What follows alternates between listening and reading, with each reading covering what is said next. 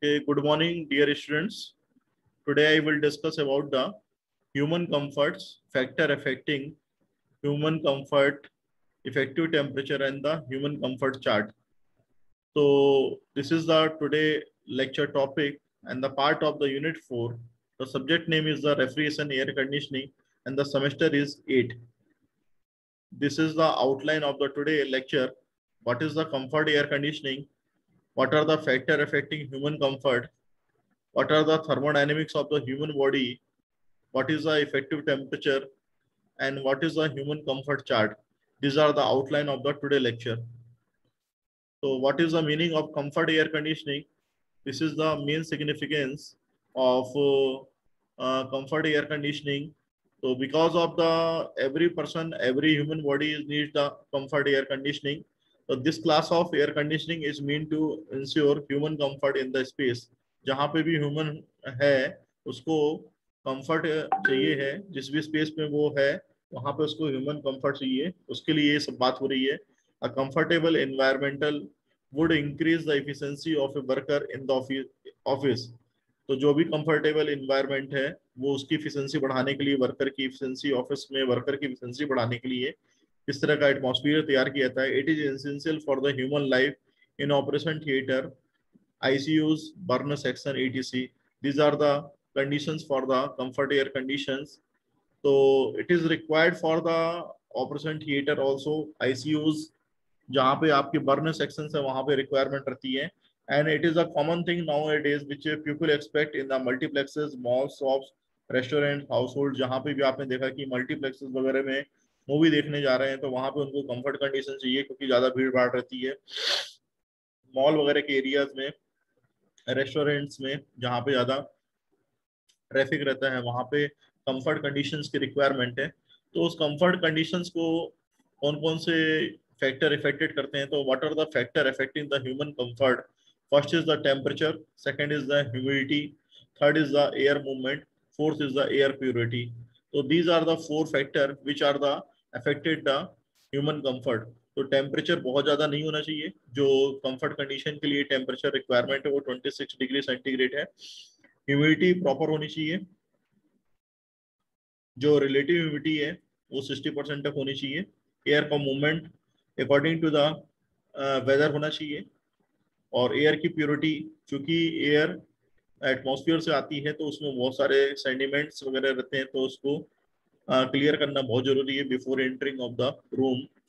So these are the four factor are the required in the human comfort. So these are the factor affecting for the human comfort. So first factor that is called already discussed is the temperature, and the temperature is related with the heat. The Q is equal to heat transfer, which is equal to HA into delta T, where the dt ensure the convection heat transfer. जो dt है that is a change of temperature, and it will be ensure when there will be a change of temperature, there will be a chances of convective heat transfer. And second thing is the preferred temperature are in the range of 20 to 25 degree centigrade. जो temperature की range रखी रहती है या human comfort के लिए हम बात करते हैं वो 20 is the minimum and the 25 is the maximum. इससे ज्यादा नहीं होना चाहिए. तो these are the temperature limit जिसपे कि ह्यूमन कंफर्ट अच्छा फील करता है. अब ह्यूमिडिटी की बात करें तो हायर ह्यूमिडिटी जो रहेगी वो एवोपरेशन को रिड्यूस करती है. क्योंकि ह्यूमन बॉडी से बहुत सारे आपके जर्म पार्टिकल्स वगैरह निकलते हैं तो हायर ह्यूमिडिटी होने से भी दिक्कत होती है. तो हायर ह्यूमिडिटी बहुत ज्यादा नहीं होनी चाहिए. In the dry climate excessive loss of the moisture leads to the drying of the skin. यदि बहुत ज्यादा मॉइस्चर का लॉस हो रहा है तो it will be of the skin will be dry. तो बहुत ज्यादा मॉइस्चर का लॉस होने से भी स्किन जो होती है वो सूखी पड़ जाती है, जैसे ठंडे के दिनों में होता है. वो भी नहीं होना चाहिए. And the humidity is the maintain with in the 30 to the 70%. जो ह्यूमिडिटी की वैल्यू है, रिलेटिव ह्यूमिडिटी की वैल्यू है, जो कि partial pressure of water vapour and the partial pressure of water vapour to saturation condition पे depend करती है, इनके रेशियो पे डिपेंड करती है. तो इसको मेंटेन 30 to 70% तक होना चाहिए. तो 70% जो है मैक्सिमम वैल्यू है और 30% is the max minimum value है. Then move to the air movement. Air movement that is helpful in the heat dissipation and that gives the greater comfort. Air movement it is the proper channel जहाँ की heat dissipation proper तरीके से होता है और हमें greater comfort provide करता है. बहुत ज्यादा एक्सेसिव एयर मूवमेंट होने से नॉइज होती है, डिस्कम्फर्टेडनेस महसूस होता है. तो एयर का मूवमेंट प्रॉपर तरीके से होना चाहिए ताकि नॉइज भी ना हो और प्रॉपर तरीके से हमें कंफर्ट कंडीशंस को प्रोवाइड करें. तो air movement in the air conditioning space is limited to the air velocity of 8 to 15 metre per minute. जो उसकी एयर वेलोसिटी है वो 8 मीटर पर मिनट मिनिमम और 15 मीटर पर मिनट होनी चाहिए मैक्सिमम. तो ये आपकी मिनिमम और मैक्सिमम लिमिट हर किसी उसमें दी हुई है कि टेम्परेचर आपका 20 to 25 होना चाहिए, रिलेटिविटी 30 to 70% और एयर का मूवमेंट जो है 8 to 15 मीटर पर मिनट होना चाहिए. देन एयर प्योरिटी की बात करेंगे तो एटमॉस्फेरिक एयर में बहुत सारी इम्प्योरिटीज रहती है, already discuss in it, ranging from the large impurities like the dust, pollen particles to microorganisms like bacteria and the virus. These are the impurities which are regularly coming in the atmospheric air. In some cases odor gas cause equal discomfort. बहुत सारी gases जो रहती हैं जो बदबू वाली रहती हैं या जिसमें कि बहुत दिक्कतें होती हैं सांस लेने में, वो गैसेस भी ह्यूमन को डिस्कम्फर्ट बनाती हैं. So air condition remove the impurities as per the requirement of the user. So as per the requirement of user या जो ह्यूमन बॉडी के लिए रिक्वायरमेंट है उसके हिसाब से इन impurities को रिमूव होना चाहिए.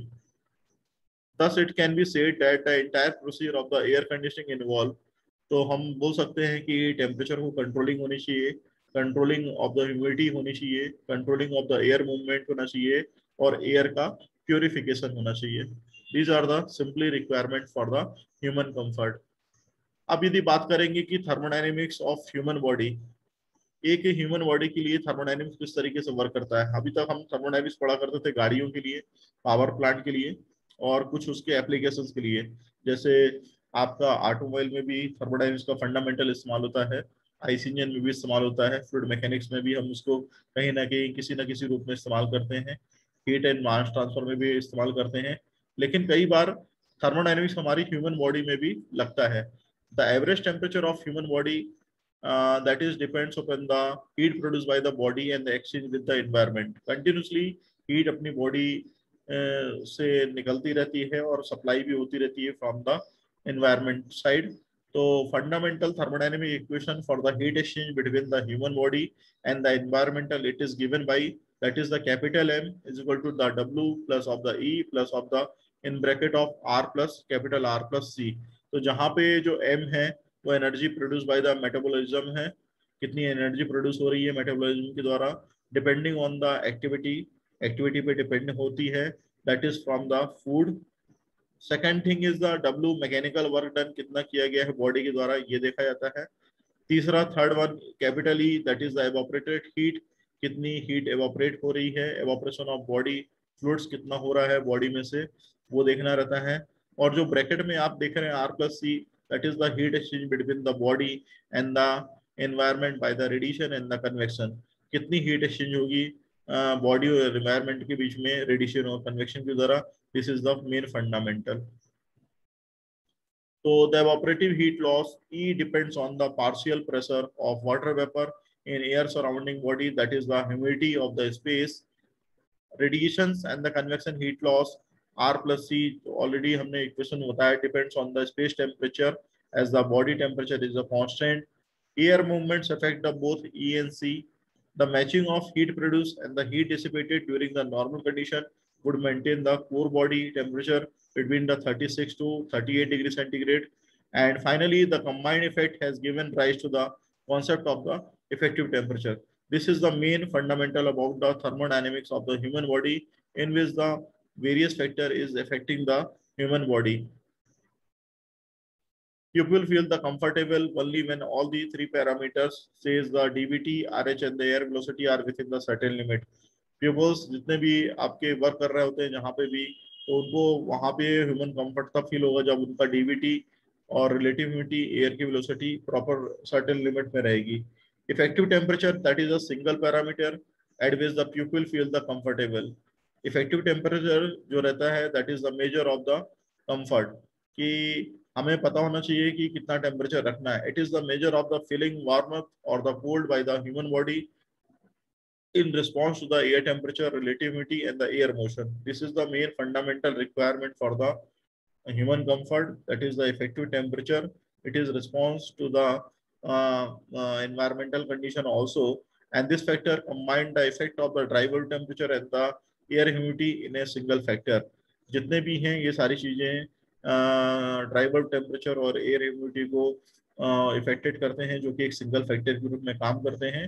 And it is also define the temperature of the environment at the 50% RH, which result in the same total loss from the skin as in the actual environmental. तो generally क्या होता है कि 50% जो RH की value है ये standard value है जो कि ह्यूमन कंफर्ट को दिखाती है. तो ये टेम्परेचर की वैल्यू जो है, इफेक्टिव टेम्परेचर की वैल्यू जो है वो होनी चाहिए ताकि हम जो स्किन है उसको प्रॉपर तरीके से मेंटेन कर सकें. And this means effective temperature that is the DBT, dribble temperature of the uniform enclosure at the 50% RH in which the pupil have the same net heat exchange by the radiation, convection and the evaporation as they do in the varying humidity of the test environment. These are the parameters जिसके द्वारा heat जो है body से exchange होती है. तो radiation के medium माध्यम के द्वारा, कन्वेक्शन माध्यम के द्वारा और एवापोरेशन के द्वारा. तो ह्यूमन कंफर्ट चार्ट क्या होता है? The concept of the effective temperature enabled a graphical representation of human comfort condition, that is the form of the human comfort chart. तो जो SRA है, American society of the refrigeration air conditioning, after and the extensive survey involving the large number of the people arrive at a condition giving the same degree of the comfort and the represented them on the graph. जितनी भी conditions हैं इनको एक graph में represent किया जाता है जिसको कि ह्यूमन कंफर्ट ग्राफ भी बोलते हैं. और करेक्शन फैक्टर एक अप्लाई किया जाता है जो कि हॉट क्लाइमेट के हिसाब से इंडिया में वेरी करता रहता है. उसको हम नॉर्थन अमेरिकन कूलर कंडीशन के हिसाब से स्टैंडर्ड मान के यूज करते हैं. क्या क्या जम्पसूट्स लेके चलते हैं किसी भी ह्यूमन कंफर्ट चार्ट को बनाने से पहले? That is the first factor, subject is the normal indoor clothing 0.6 for the summer and 0.9 CLO for the winter. तो this is the condition required for the designing of a chart. Second thing is the radiation effect is the neglected. Radiation effect को हम मान के चलते हैं बहुत कम है, ना के बराबर है. एयर की वेलोसिटी हम मान के चलते हैं 0.15 मीटर पर सेकंड फॉर विंटर कंडीशन में रहती है और 0.25 मीटर पर सेकंड समर कंडीशन में रहती है. एंड द फाइनली कि subject is engage in the light activity which is less than the 1.2 metre.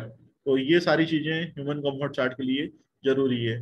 तो this is the human comfort chart in which the all the conditions are the given. तो for the according to the weather condition आप देख रहे हैं, this is the winter condition, this is the summer conditions. तो summer condition के लिए आपको जो रिक्वायरमेंट है that is the 50% of the RH. 50% of the RH, this is the relative humidity, it is requirement, and the temperature which are the requirement of the 26 or the 25 degree centigrade. And according to the winter condition यदि आप जाएंगे तो 70% आपका RH requirement है and temperature it is less than of the 25 degree centigrade of the requirement है. Finally जो 100% RH है जहाँ की DBT dry bulb temperature, wet bulb temperature और आपका ड्यू पॉइंट टेम्परेचर बराबर होता है. This is called the 100% of the RH. So 100% RH that is the harmful. It is not a good factor or the good conditions. Similarly, 30% of the RH is the minimum condition where the human is not a very comfort conditions. So summer comfort zone has a higher temperature as compared to the winter zone. There is a practical condition and there is a small overlap between of the two zone. यहाँ पे आप देख रहे हैं कि बहुत कम overlapping हो रही है, ज्यादा आप देख नहीं पा रहे हैं कि बहुत ओवरलैपिंग है. तो this is the chart is denoting between of the dry bulb temperature, humidity ratio जो कि आपकी ग्राम पर केजी में है, and left hand side of the denoting the due point temperature also it is in degree centigrade. And this chart is allow engineer to choose or suggest to use most economical room condition कि हमें कितनी चाहिए है comfort condition के हिसाब से, वो चीजें हम यहाँ पे कर सकते हैं. तो this is the fundamental about the human comfort chart. And this is the finally